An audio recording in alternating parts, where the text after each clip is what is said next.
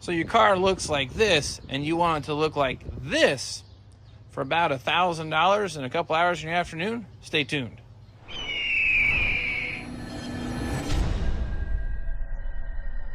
So maybe you crashed your car, caused some minor body damage. Doesn't look all that bad necessarily till you take a peek around here. The fender's dented up, bumper covers busted, headlights hanging out of the front of the car.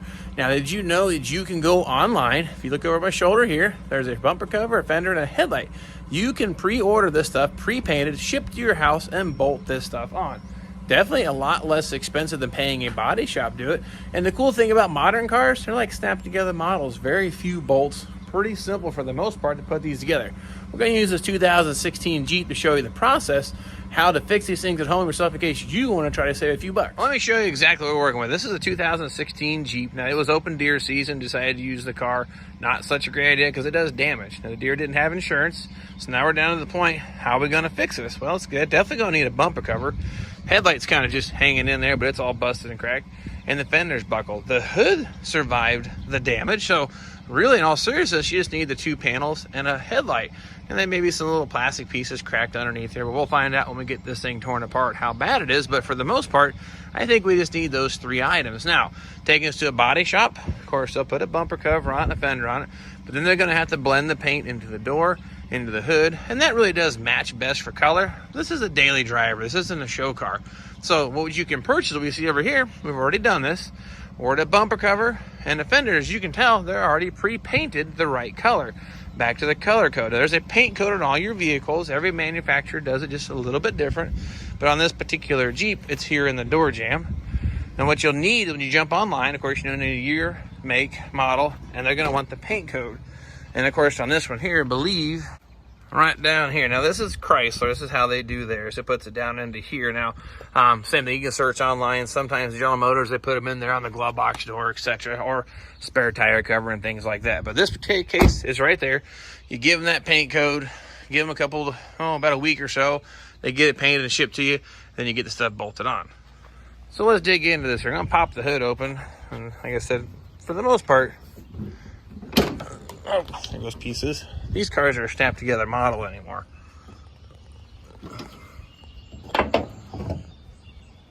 Yeah, okay. Of course, obviously the headlight's gonna have to come out. It's still kind of, sort of attached, but a couple fasteners here and probably a couple little bolts here and there. There's not even that many bolts in the fender. So you got one, and then two. Some cars have them all the way down the whole thing, so this should go pretty quick. So probably like a 10mm socket, some kind of a Torx bit here. Probably a few other surprises, but I think it should go pretty quick. Now, keep in mind, what I typically work on is cars like you see over here behind my shoulder. Not this new modern stuff, but the reason I'm doing is to show to you that it really isn't all that difficult. A basic socket set I have down here, I got that from my buddy at work. That's an old Craftsman set that has basically standard and metric sockets and Torx bits. Pretty sure I'll be able to get the entire job done with just something as simple as that tool set there. Again, no super crazy special tools required, I hope. Again, never done this before. We're going to jump into this, but it looks like the first thing I gotta do is remove this bumper cover. Handful of screws on the top and the bottom, and probably just snaps on. So I'm gonna get these all ripped out of the top. There's about 8 or 9 across the bottom, just the same, and we'll see how it goes. All right, it just grows. Probably just time lapse that.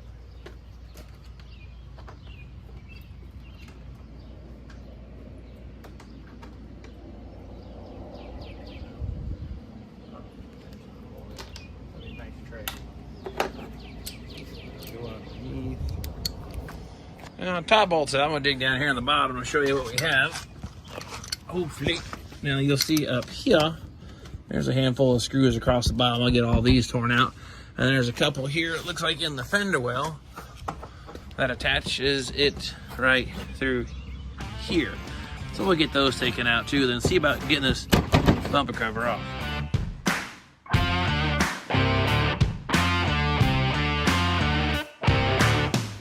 So seriously, all the bolts out across the top, out of the bottom, out of the fender wells. It's supposed to be snapped onto the fender here, but that's kind of broke. So basically after that, it should be as simple as, a snap together model is just kind of, there we go. Bumper cover's off. That easy. Now we can work on separating these grills and transfer them over to the other bumper. Now with the bumper cover off, we've got to swap these grills, chrome trim rings, and this bottom portion of the bumper over. And looking on the inside, once that thing literally falls off, it looks like it's held on with just some clips. We got a clip up here, there, and we got similar clips on this side. That one's kind of broken and missing, but I'm gonna pop these clips off here, and it looks like then that whole trim panel will come off there. And the lower section looks like it's held on by some rivets, so that's gonna be a problem. I don't have a new rivet gun here, but we'll find a solution, maybe some nuts and bolts we'll put through that and secure that. But simple as ripping those fasteners out, we'll separate the pieces and we'll get them swapped over there to the new bumper. Okay, now with the bumper cover out of the way, let's inspect this thing for any further damage. Just like when you go get an insurance quote, they say, well, pending any other damage. Well, this is why. You can't see everything until you start tearing into the car. Now, the only thing I'm really finding out of the ordinary is right here, this little bracket here, this is a headlight support. Well, if you look at it straight ahead, see how it's pushed in quite a bit? Well, I can tell you right now it's supposed to be straightforward because we can take a shot here on the other side, and this thing is pointing almost straight forward. Not the end of the world. It's mounted in metal. Metal's our friend. Once you get this bolt out of the way, take something like a crescent wrench, slide over it, and it'll bend right back straight, no problem. So that hidden damage isn't the end of the world. One of the things you are having some trouble with is this little plastic piece here. There's supposed to be a plastic piece that attaches here and here. Then you snap the bumper cover. It's part of that snap together model stuff. That piece is broken, MIA, and gone. So unfortunately, we did not order that. It looks like it's easy enough though. If you just take these bolts here out, you can get a straight shot, pull the bumper cover forward, you can replace that later. No big deal. So unfortunately, I won't have that part. We do have a headlight. That little piece is supposed to resemble this thing right here. It's got a couple holes that attaches it to the body of the car. So the next thing though, the reason the bumper cover has to come off first, there's bolts behind the bumper cover that holds the headlight on. That's part of the problem. So the bumper cover has to come off to place the headlight assembly and even the fender. Check it out here. These are our fender attaching bolts. The only way to get to those, you gotta take that bumper cover off. So the next thing we'll work on here is getting this fender removed. Now a little bonus tip here. Let's say you don't know where all the fasteners are that hold these fenders or parts on. It's pretty simple. This is the old fender, but just pretend if this was the new fender, you can look at it. You know, you got holes here, hole there, hole there. And this is how I knew I had 2 bolts in the center of the fender jam I had to get to. That way I knew how many bolts, and of course 2 down there on the bottom. So if you're not really 100% sure how it holds on, take a look at your new part and kind of investigate that. We're going to take this fender off. Now there's some fasteners that go from the fender into the door jamb that direction, so it requires us to remove this plastic fender well liner. It has a little push pin here, push pin down there. I'm going to pop those 2 out and hope then it gives me access to the bolts that are behind this. And this has 2 bolts here, little tiny 7mm head bolts, but it's got double-sided tape that attaches this trim to the fender. So fortunately, I have to pull that off, clean it up, and we'll have to re-stick that with some adhesive. So once you get those out of the way, you probably, I'll just do that now, pull this thing off. Maybe, yep, oh, there it goes. And you can see now that double-sided tape. So not the end of the world. We can get that from the hardware store. That gets us access to those 2 bolts there to the fender. So let me get these little things popped out of here. All right, got my little pushy pins popped out of it now. I should be able to grab this fender well and kind of, there we go, pry it out of the way. Now if you look inside the fender here, there's 1 bolt and the other one is up in there. You can, oh, it's gotta be up there somewhere, but we get the idea. There's 2 bolts here. And here's the cool thing. If you look at that metal on that fender, it's slotted. So all I gotta do is just take that loose and it should slide right out. So I'm gonna take those 2 loose, pop these 2 out, and it looks like just this one, and a couple here, and this fender's gonna come right off. Now, being the patch side fender, we also have this antenna thing to worry about. And I bought this tool years ago and I've never used it. And it actually is the perfect one that will fit right on there, except for it won't really clear the fender. So I guess you say a pair of channel locks or vice grips. It won't chew it up too bad, but need to get this loose before I try to take the fender off, because well, it's going to be trying to pull the fender loose, and that's going to be attached to it. So I need to go ahead and take this little nut loose, which is the 3 little indentions there. That's what's supposed to turn it, but I know that's actually going to work. This is the one that's supposed to fit, but it just won't clear the fender by the time I get it all on there. It just won't happen. So anyway, nonetheless, that's what I want to bring to your attention, that need to get the nut loose for the antenna. Okay, well, these 2 bolts, took them loose, it's slotted. The bolt's still in there, as you can see. That's okay. I make it easier to put it back together. That bolt was kind of a bear to get to. Take the top ones out. This one's like, 2 turns from coming out. And you have a handful down here. Then once that's all said and done, just take this bolt here out. And there you go. That's how you take a fender off a car. Now here's our dented up, sad, old, damaged fender. Now this is the new, shiny, pretty, pre-painted from that company. Like I said, there's a lot of online companies that provide paint service. It's not that much more expensive. And look, now I can literally, I've unbolted this one, I'll put this one on. And the reason I set them side by side is the color's really pretty much spot on. But you'll really notice that when you go put it back on the car, how the color is going to show up. But I think the color is close enough. This is going to work out really nice. So we're going to work on getting the rest of the headlight out, the remains of the headlight. We're going to start putting the headlight in first. Then we're going to hang the fender here.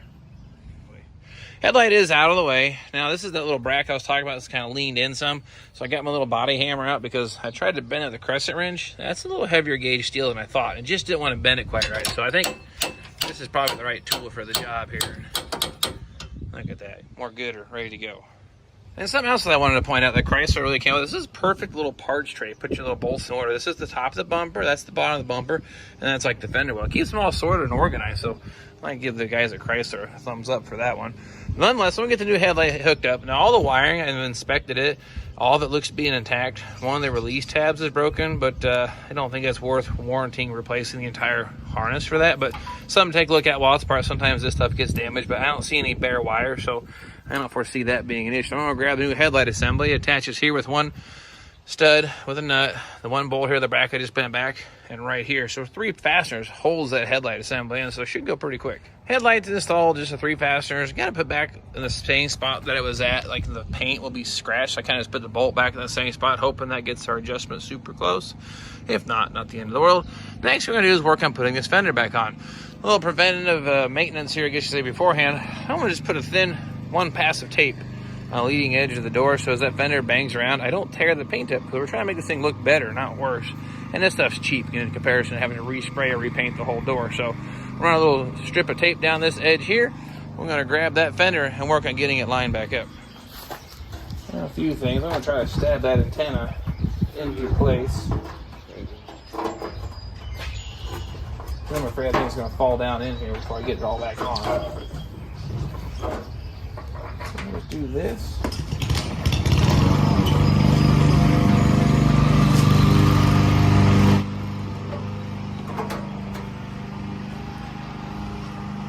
back has those slotted bolts, so you get those lined up.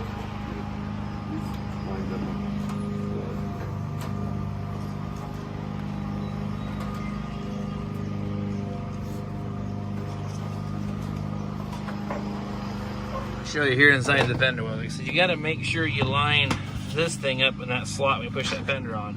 And that top one, it's actually lined up looking pretty good. Now the antenna has that bracket. I had to wrestle that thing around there just a little bit to get that antenna to slide back into that slot. So another reason why I had to start the antenna. Probably didn't necessarily have to, but check out the tape. I actually damaged the tape. So this is worthwhile experience that we didn't damage the paint underneath. We did chew the tape up because I had to slide that fender forward just a little bit. But now the thing is fine tuning this thing to make sure it fits really good. That's gonna be the next part of the process. So I get the bolt started down here in the bottom of the fender, and then we'll get our gap set and snug everything up. Got the bolts, all the bolts are started a bit loose at this point. I'm gonna go ahead and pull the tape out of the way because I'm pretty sure I shouldn't need that any longer. I want to be able to see the gap. That way I can make sure I'm dialing it in like I need it to be. Now the tape wants to be stubborn. But the color doesn't look too bad. I can see my ugly reflection in it, so I think we're gonna be okay. All right, now actually the gap isn't too bad this way, but look at this here. Our fender's hanging out too far, so I need to push it in some and I'll snug up the hardware. But actually the gap forward and aft looks really nice. So those bolts inside, I'll push this thing in just a little bit and we'll snug that bolt up to close up this gap and then see how the rest of it goes. All right, got the fender pushed in, snugged up. The other thing you want to do, check the door operation and make sure no snags or hits anything.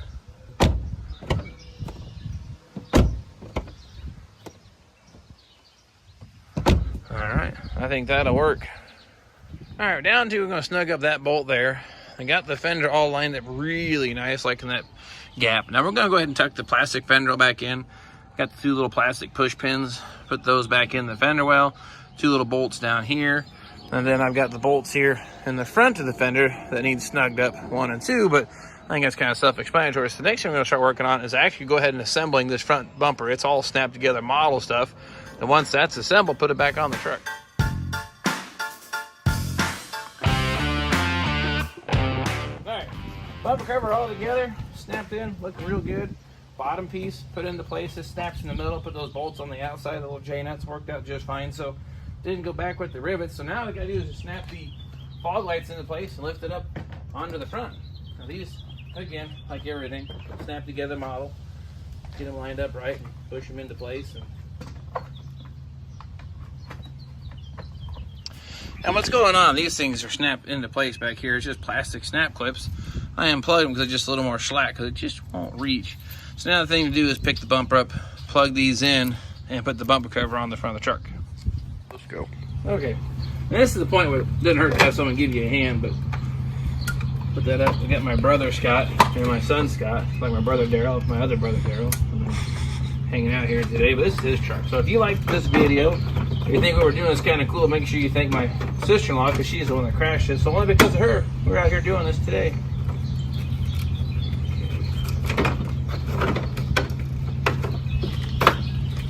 All right. And the handy-dandy bolt holder here.